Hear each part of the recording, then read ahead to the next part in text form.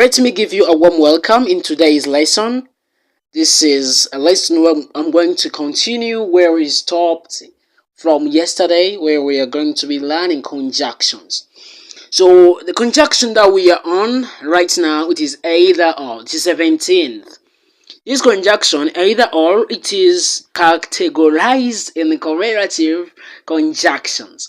So this conjunction, it is used when you are giving a choice between two things, where someone has to choose one thing that is going to do or to go with, or choose another.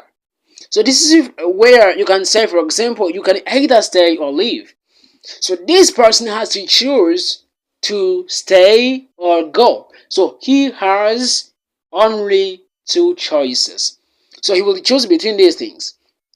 And another example is this: either you study or you fail. So this person has no other options except those two options. Either he studies or he fails. That's only two options that are available for him just to choose from. So for this conjunction 18th, it's even. Even. So this even, it is categorized in subordinating conjunctions, and it is used when you are emphasizing something surprising or extreme. Even, my brother, it seems that even you are showing that there is no any exceptions on also that thing that you are saying. For example, you are saying, even my brother knows the answer. Even my brother knows the answer you are showing. This is really something that is usually known by anyone, to the extent that even your brother knows it. So that you are emphasizing something or showing that it is to that extreme that even your brother knows it. Okay, hano ndikugerageza gusobanura neza ko hano even ishobora gukoreshwa iyo turi kugaragaza ikintu kiri ku rwego rwo hejuru ku buryo byaba bitangaje kuba uyu muntu ataba akizi. Even ni ugaragaza ngo ku buryo na murumuna wanjye na muvandimwe wanjye abizi. That's something that this even is trying to say. So here another example is, I can't believe it. Even she agreed. Ntabwo nabyizera ku buryo nawe yemeye. Ku buryo nawe yemeye. It's like, it's really surprising. It is unbelievable to the extent that she accepted, she agreed. That is how this even is used. So again, also we have here another conjunction, which is even if. Even if, this is a conjunction that is used to show no matter what you can do, like it shows the condition that may be hard or unlikely. This is impossible. It's a conjunction that shows that it's not likely to be done, even if that is okay. No matter what may happen, no matter the situation that may happen. For example, some people, they may think that if there is that situation, there is an action that will be done. But you are showing that even this action, no matter that it can take place, there is the other thing that is not going to happen. For example, here you can say, I will go even if it rains. Ahangaha even if ikoreshwa mu gihe turi kugaragaza yuko hari igikorwa runaka kitabaho, ariko kugaragaza ko nubwo icyo gikorwa cyabaho hari ikindi gikorwa kidashobora kuba. Abantu benshi bashobora kuba bazi ko icyo gikorwa kiri kuba cyabaho ubu bisanzwe, kugaragaza ko kitabaho uko byagenda kose, cyangwa se gishobora kuba cyabaho nubwo abantu bakeka ko kitabaho. For example, here we have example. I will go even if it rains. Ndagenda nubwo yagwa. Abantu batekereza ko nigwa utagenda, ariko uraza kubikora nubwo yagwa. Urundi rugero dufite aha, we have, she will come even if she's tired. Bazi ko nubwo ananiwe ataza, ariko nubwo ananiwe araza kuza. She will come even if she's tired. Araza kuza nubwo ananiwe. That's it. So ni igikorwa even if igaragaza ko ikintu abantu batatekekaga ko kiba gishobora kuba cyabo. Something that is unlikely or something that is hard for to be done, but it is going to happen. That's when we use even if. Nubwo, even if you are sick, you can do it. Nubwo urwaye ibi wabikora. Okay. Let's see another conjunction, which is fall. So this conjunction fall, it is used when we show a reason why. A reason why something happened. For example, here, example number 1, we have I stayed home for it was cold outside. Nagumye mu rugo kubera ko hanze hari hakonje. Sometimes this for is used to show a reason something happened. And another example is he went to bed early for he was tired. This for it's used most of the time when you're trying to describe the reason why something happened. Ikoreshwa turi kugerageza gusobanura impamvu ikintu cyabaye. Niyo mpamvu ahangaha twavuze tuti he went to bed early for he was tired. Yagiye kuryama kare, yagiye ku buriri kare kubera ko yarananiwe. So for ishobora gukoreshwa nk'impamvu. Ahangaha urugero dushobora kuvuga ngo ishobora gukoreshwa nka because some of the time. For example, here if we could say if we said I stayed home because it was cold outside, that will be okay. Niyo mpamvu rero for ishobora gukoreshwa ahangaha bikaba ari nta kibazo, sibyo? Hano bikaba ari nta kibazo. So ahangaha rero reka turebe indi conjunction. From the moment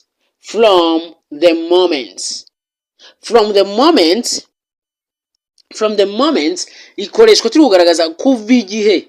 Okay, this is another conjunction that means from the time, like it's like from the time guhera igihe runaka, but the moment it takes some time.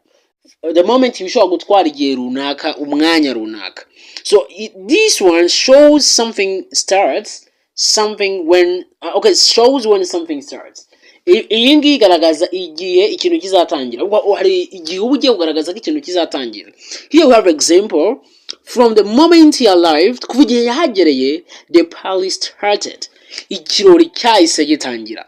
Ahandi urundi rugero ni from the moment she saw it, kuva igihe yabiboneye, she loved it. Yarabikunze. She loved it. From the moment she saw it, she loved it. Kuva igihe yabiboneye yarabikunze. Kuva igihe from the moment I started learning English, kuva igihe natangiye kwiga icyongereza, there is some improvement. Hari ikiyongereye. You get? From the moment ushobora kuba wayikoresha ugaragaza kuva igihe runaka.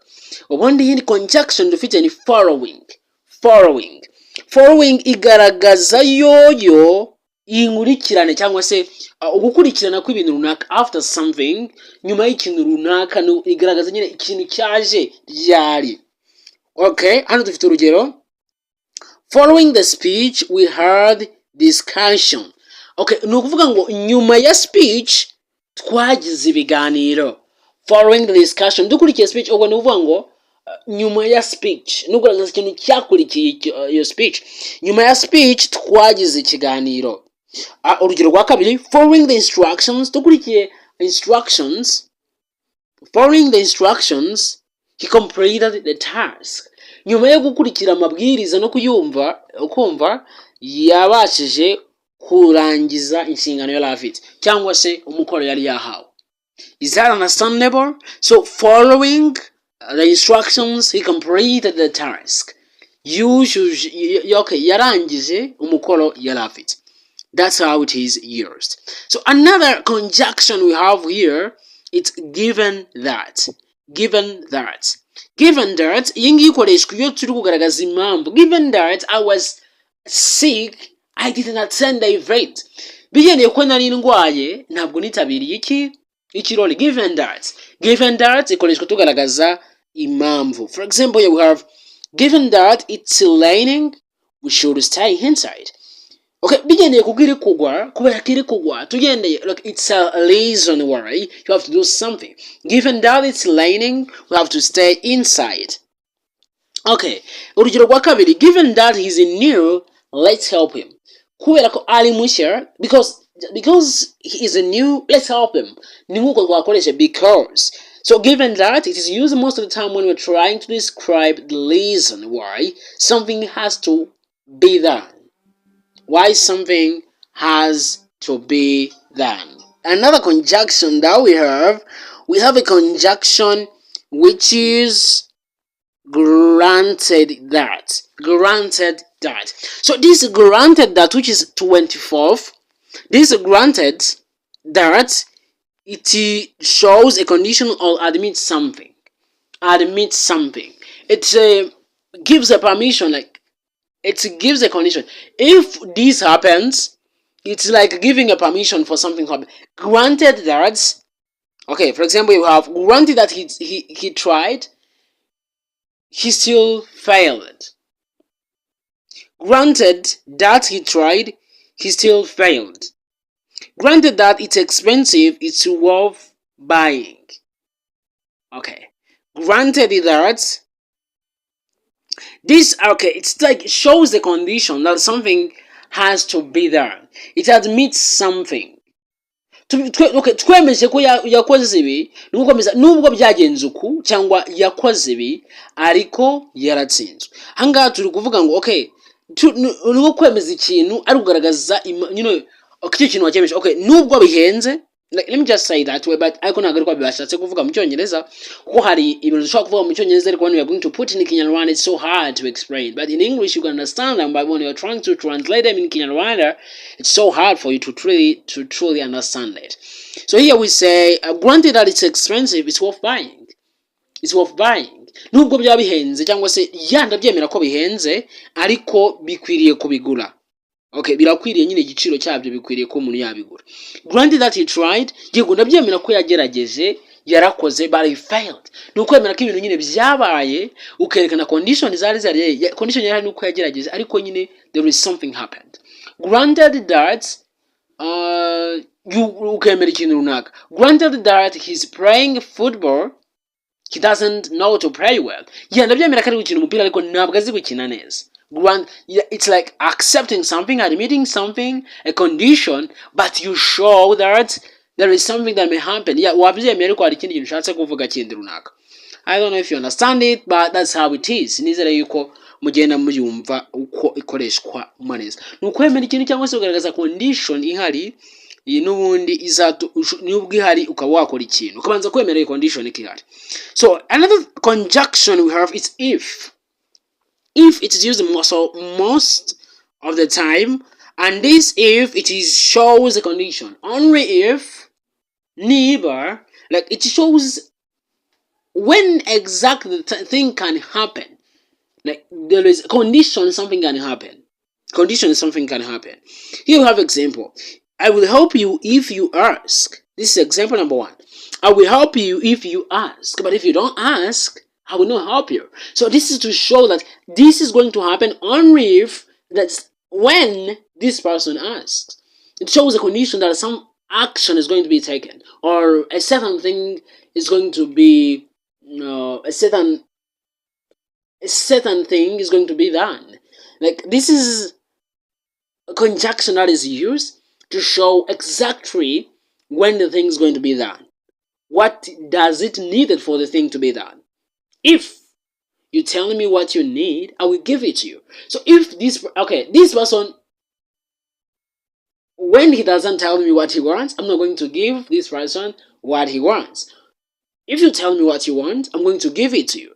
So that's when we use if. Another example to this conjunction, is you can join us if you want. So there is a condition for him to join us. It's only by his words. If he wants, he's going to join us. When he wants it, he can join us. Okay, that's a condition which is there. So another conjunction we have, it's in case.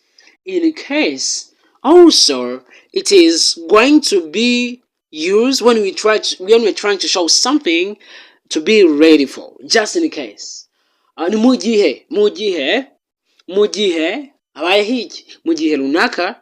It is used when you are trying to show in a certain time, mugihe runaka.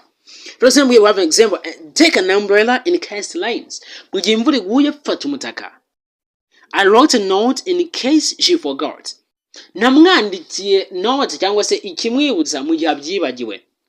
Okay, so in a time like so when the thing happen, he can do another thing.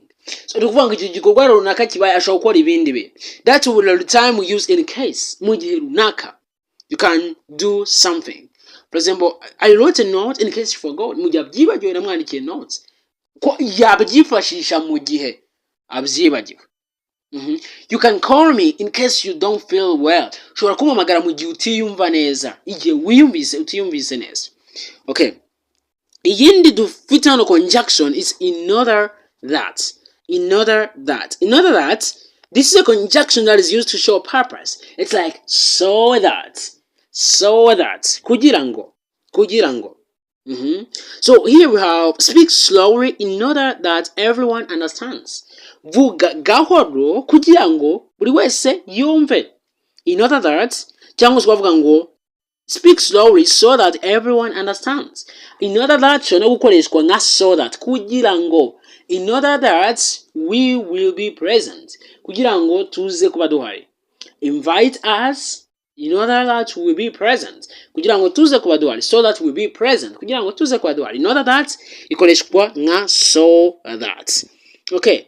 Ahangaha iyindi conjunction dufite ni in so far as. In so far as iyi conjunction ikoreshwa mu kwerekana extent or limits. In so far as ni iyihe limit ibintu byageraho, ni kuyiha limit. For example, here we have an example that says in so far as I know he is coming. Uko mbizi nyine aho ngeze uko mbizi nuko ari buzi.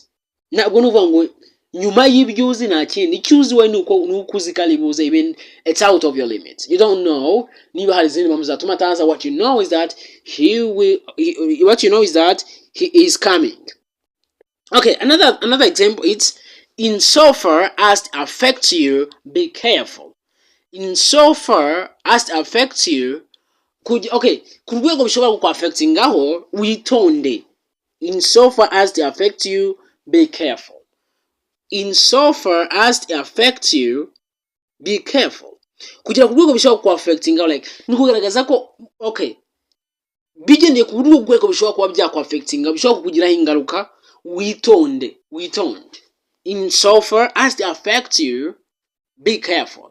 Nibijya ku rwego bishobora kutangira kukwafectaho, witonde. Ubona nyine bishobora kuba byakwafecta. Just be careful. So this is not commonly used most of the time, but it can work. Ushobora kuba wayikoresha ugaragaza extent ibintu biri bugereho cyangwa se limit ibintu biriho. So hariya hambere twavuze ngo in so far as I know, hano ugaragaza limit kugeza ku rwego mbiziho nzikari bose. So anga in so far as it affects you, ngini ugaragaza the extent ibintu bishobora kuba byageraho bigeze ku rwego wa ubone bushobora ku affect. Just be careful. You know, that's how we use in so far. So another conjunction we have is instead of.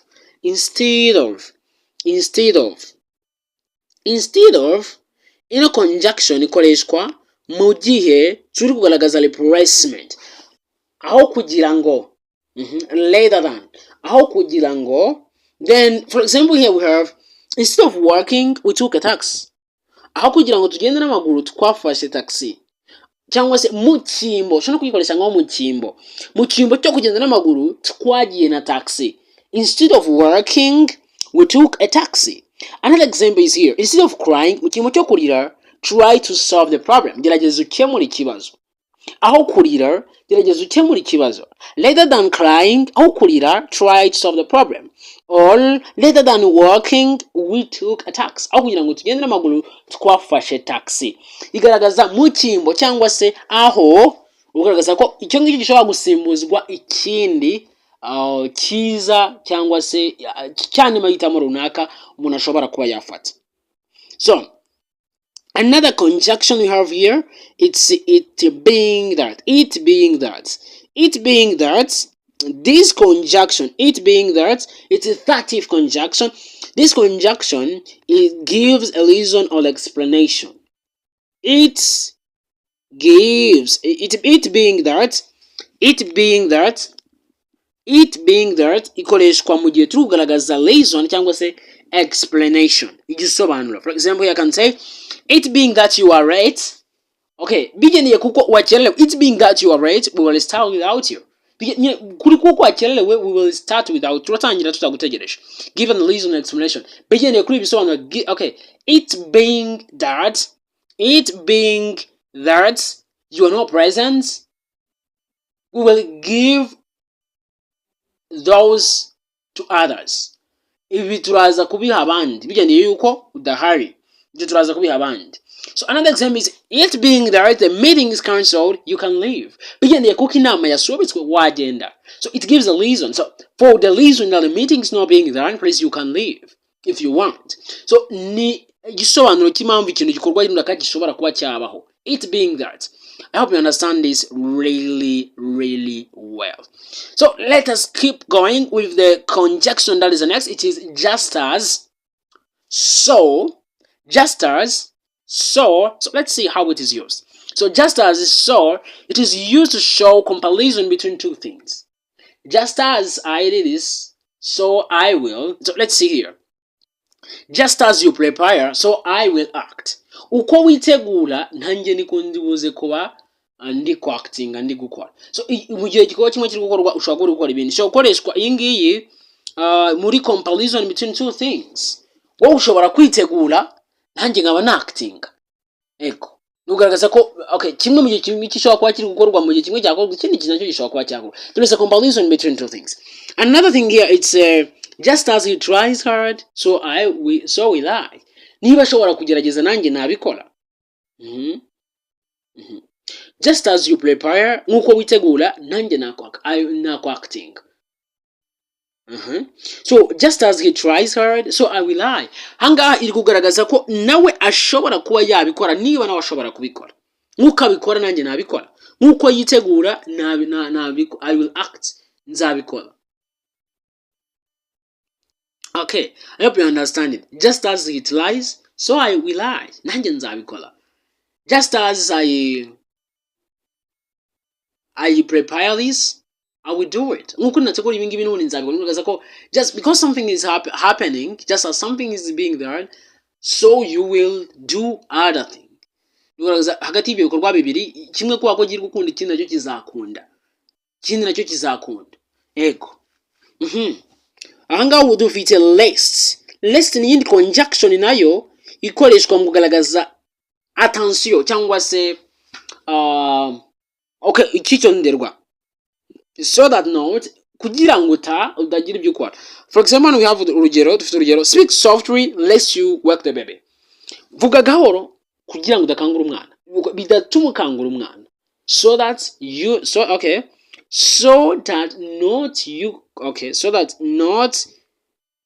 you wake the baby. Kugira ngo udakangura umwana.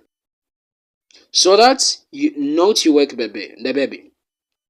Take care so that not you get hurt. Kugira ngo utababazwa. Yeah. No, ni ikoreshwa mu guhakana. So that not. It's like saying so that you don't get hurt. Kugira ngo utababara. It's like showing ko kugira ngo ni guhita uhakana. Lest you wake the baby. Study hard lest you fail. Iga cyane kugira ngo udatsindwa.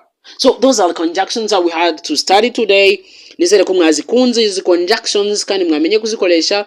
Conjunction rero biba byiza when you try to use them more often, because that is the time you are going to master them. If you don't use them, it will be so hard for you. So you can use them in different sentences and try to see how they look, how they sound, and that will be great. But if you don't use them and try to memorize them, it's going to be hard for you. Please make sure you practice them and start using them, and with that, you're going to be speaking well, and it will be easy for you to use them in your daily conversations or your speeches. I promise you that is going to be well. So if you don't have my number, that's my number, which is on WhatsApp, which you can text me on, and I will add you in our group where we start from, and I will also be able to give you some resources that may support you and help you. And also, if you don't have this PDF that I'm reading, which includes these 80 plus conjunctions, you can text me there also. I can send you the documents so that I will be able to study well while having these conjunctions. So I hope you loved this lesson. If you did, please like this video and share it with somebody who truly want to study these conjunctions. And I wish you a good day. See you in next lesson.